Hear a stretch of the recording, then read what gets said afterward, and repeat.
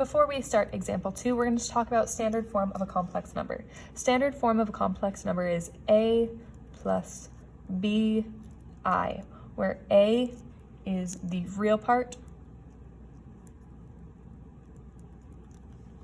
and b is the imaginary part.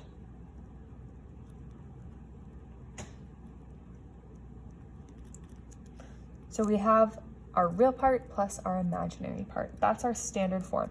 We never write complex numbers, never ever, as bi plus a. Why not? Just for consistency, because some mathematician made up that rule a long time ago. But just so you know, we're always going to write it a plus bi, or else we call it incorrect. So you gotta write it this way. So example 2 is going to say simplify the following. Now these problems have i's in them, but we're going to treat it just like the I is a variable. We're basically going to pretend the I is a variable.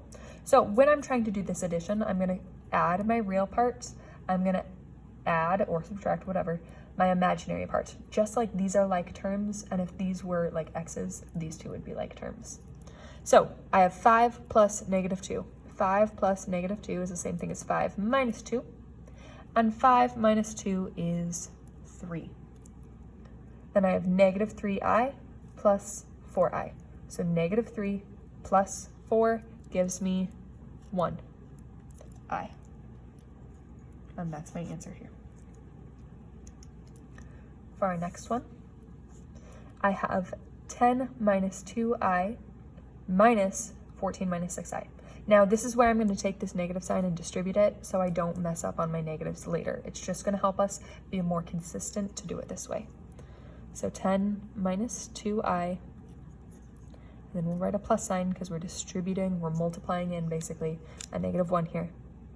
So now we have negative 14 plus 6i, because a negative times a negative gives me a positive. This is the sign that people always mess up on.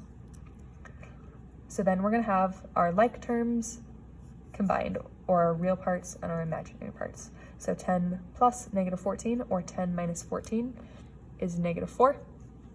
Negative 2i plus 6i, so negative 2 plus 6, or 6 minus 2, gives me a positive 4i. And that's our solution for example 2.